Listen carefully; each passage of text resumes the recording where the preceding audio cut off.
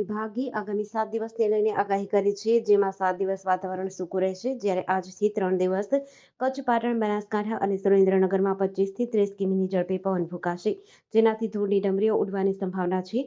આજે અમદાવાદમાં 44 ડિગ્રી સુધી તાપમાન પહોંચવાની શક્યતા છે. હવામાન વિભાગના વૈજ્ઞાનિક રામાશ્રય યાદવે જણાવ્યું હતું કે આગામી 7 દિવસ ગુજરાતમાં સૂકું વાતાવરણ રહેશે. તાપમાનની વાત કરીએ તો આગામી 5 દિવસ તાપમાન યથાવત રહેશે. આજે 31 મે, 1 જૂન અને 2 જૂન એમ 3 દિવસ કચ્છ, પાટણ, બનાસકાંઠા અને સુરેન્દ્રનગરમાં ડસ્ટ સ્ટોર્મની આગાહી કરવામાં આવી છે. વધુમાં પવનની ગતિની વાત કરીએ તો આ 3 દિવસ દરમિયાન 25થી 30 કિમીની ઝડપે પવન ફૂંકાશે. ગઈકાલે મહત્તમ તાપમાનની વાત કરીએ તો અમદાવાદમાં 43.2 અને ગાંધીનગરમાં 42.7 ડિગ્રી તાપમાન રહ્યું હતું.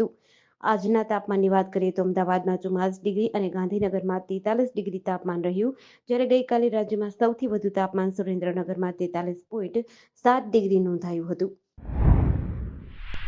ગાંધીનગરના કુડાસણ ખાતે આવેલી બોસ્કી સનલાઇટ કન્સ્ટ્રક્શન સાઇટ ખાતે ગઈકાલે સાંજના સમયે ભોંયરું બનાવવા માટે ખોદવામાં આવેલી માટીની ભીખડ ધરાશાયી થતા 2 મજૂરો દટાયા હતા. આ બનાવને પગલે ઇજાગ્રસ્તોને ગાંધીનગર સિવિલ હોસ્પિટલે ખસેડાયા હતા, જ્યાં એક મજૂરનું સારવાર દરમિયાન મોત નિપજતા ઇન્ફોસિટી પોલીસે કાયદેસરની કાર્યવાહી હાથ ધરી છે. ગાંધીનગરના કુડાસણ ખાતે બોસ્કી સનલાઇટ નામની BHK ફ્લેટ દુકાનોની કન્સ્ટ્રક્શન સાઇટ ઉપર માટીની ભીખડ ધસી પડતા 2 મજૂરો દટાયા હતા, જે પૈકી એકનું મોત થયું છે, જ્યારે બીજા મજૂરને સારવાર અર્થે સિવિલમાં દાખલ કરાયો છે.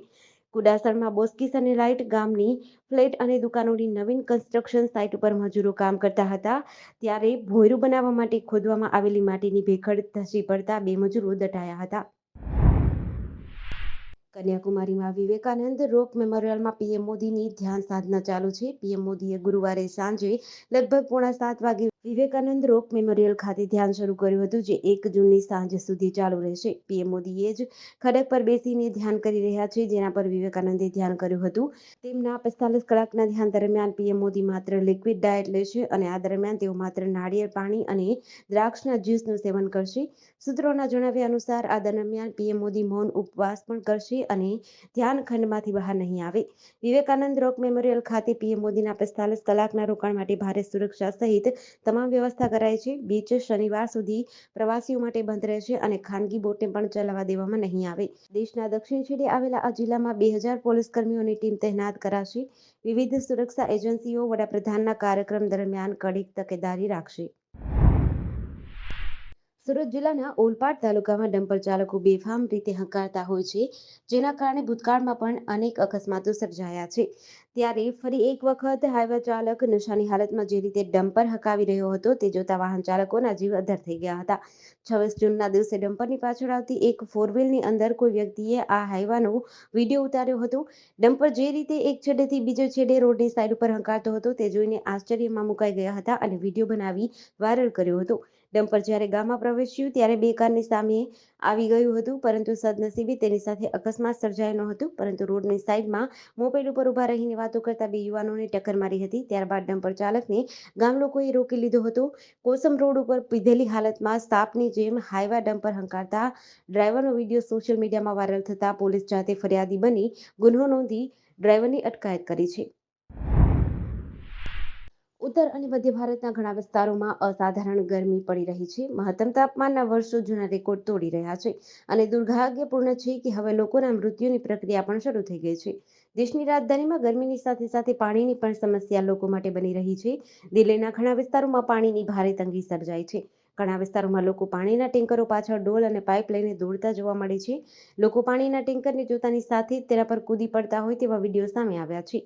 લાંબી લાઈનોમાં પણ ઊભા રહેલા છે. પાણીનું સંકટ એટલું મોટું છે કે દિલ્હી સરકારે ગુરુવારે ઇમરજન્સી બેઠક બોલાવી હતી. એવી ગરમી છે કે હીટસ્ટ્રોકના દર્દીઓ માટે RML હોસ્પિટલ ખાસ વ્યવસ્થા કરવામાં આવી છે.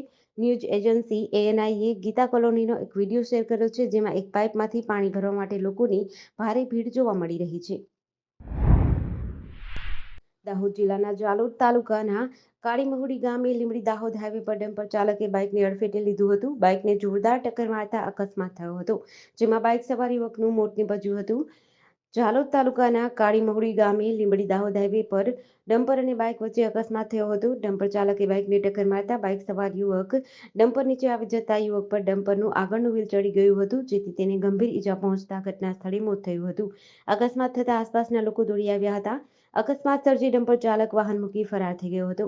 ઘટનાની જાણ લીંબડી પોલીસને કરતા લીંબડી પોલીસ ઘટના સ્થળે દોડી આવી હતી. મૃતદેહનો કબજો મેળવી 108 દ્વારા પીએમ અર્થે હોસ્પિટલે લઈ જવામાં આવ્યો હતો. પોલીસે હાલ તપાસ હાથ ધરી છે.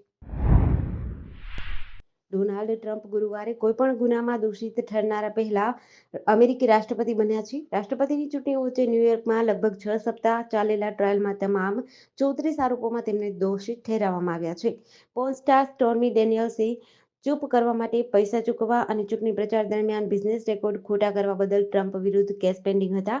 આ મામલો 2016નો છે. તે પહેલા તેઓ પહેલી વખત અમેરિકાના રાષ્ટ્રપતિ તરીકે ચૂંટાયા હતા. અમેરિકાના ઇતિહાસમાં આ પહેલીવાર બન્યું છે જ્યારે કોઈ રાષ્ટ્રપતિ વિરુદ્ધ ફોજદારી કેસ દાખલ કરવામાં આવ્યો હોય.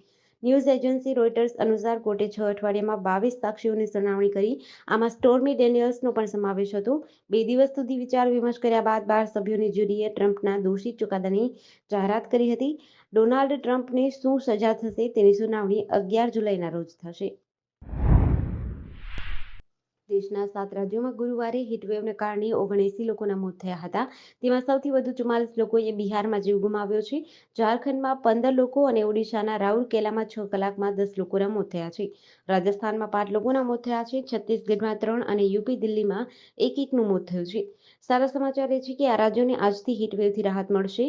બિહાર અને ઝારખંડમાં ભારે પવન સાથે વરસાદની શક્યતા છે. બંને રાજ્યોના ઘણા ભાગોમાં મોડી રાત્રે ગાજવીજ, વીજળી અને ભારે પવન સાથે વરસાદ પડ્યો હતો. આ ઉપરાંત આઈએમડીએ શુક્રવાર માટે દેશમાં ક્યાંય પણ હીટવેવનું રેડ એલર્ટ જાહેર કર્યું નથી. હિમાચલ પ્રદેશ, પંજાબ, હરિયાણા, ઉત્તરાખંડ, રાજસ્થાન, યુપી, લદ્દાખ, જમ્મુ કાશ્મીર, ચંદીગઢ, દિલ્હી, મધ્યપ્રદેશ અને છત્તીસગઢમાં આગામી 5 દિવસ માટે તાપમાન વર્તમાન તાપમાન કરતાં 2-4 ડિગ્રી ઓછું રહી શકે છે. મધ્યપ્રદેશ, મહારાષ્ટ્ર અને ઉત્તરાખંડના કેટલાક વિસ્તારોમાં હીટવેવનું ઓરેન્જ એલર્ટ આપવામાં આવ્યું છે. વેરાવળ, સોમનાથ, જોડિયા શહેરમાં દર ચોમાસે વરસાદી પાણી ભરાવાની સમસ્યા સર્જાય છે. જેની પાછળ થવી જોઈતી પ્રી મોન્સૂનની કામગીરી યોગ્ય રીતે ન થતી હોવાનું કારણ સામે આવ્યું છે. જેથી આગામી ચોમાસામાં વરસાદી પાણી ન ભરાય તે માટે જિલ્લા કલેક્ટર દિગ્વિજયસિંહ જાડેજા દ્વારા પ્રથમ જોડિયા શહેરમાં જે સ્થળોએ વરસાદી પાણી ભરાવાની સમસ્યા સર્જાય છે ત્યાં પાલિકાના પદાધિકારીઓ અને અધિકારીઓ સાથે રૂબરૂ મુલાકાત લઈ વિગતો જાણી હતી. બાદમાં પાલિકા સિંચાઈ સહિત વિભાગના અધિકારીઓ સાથે બેઠક કરી પ્રી મોન્સૂન કામગીરીનો પ્લાન તૈયાર કરી તે મુજબ જુદા જુદા વિભાગોને જુદી જુદી કામગીરી સોંપી હતી. જે મુજબ પાલિકાને જોડિયા શહેરમાં આવતી મુખ્ય સહિતની ગટરો, નાળાઓ અને પુલિયાઓની સફાઈ કરવાની સૂચના આપી હતી. સાબરકાંઠા જિલ્લાના હિંમતનગરના મોતીપુરા વિસ્તારમાં આજે રોડ પર સાબરમતી ગેસની પાઇપલાઇનમાં અચાનક આગ લાગતા દોડધામ મચી હતી. ચારે તરફ રોડ પર વાહનો રોકાઈ ગયા હતા અને અફરાતફરીનો માહોલ સર્જાયો હતો. સાબરમતી ગેસ કંપનીના કર્મચારીઓ આવીને કોક બંધ કર્યો પછી બીજી તરફ ફાયર વિભાગે પાણીનો મારો ચલાવ્યો હતો. આ અંગે વિગતો એવી છે કે એક તરફ ગરમી અને બીજી તરફ સાબરકાંઠા જિલ્લામાં આગના બનાવો વધી રહ્યા છે. 4 દિવસ પહેલા તલોદ તાલુકાના ગંભીરપુરા પાસે રોડ પર સાબરમતી ગેસની પાઇપલાઇન આગ લાગી હતી. ત્યારે હિંમતનગર મોતીપુરા વિસ્તારમાં રોડ પર શુક્રવારે અચાનક આગની જ્વાળાઓ ફૂંકાતી જોવા મળી હતી. સાથે જ અવાજ પણ આવતો હતો જેને લઈને રોડ પર ચારે તરફ ટ્રાફિક રોકાઈ ગયો હતો.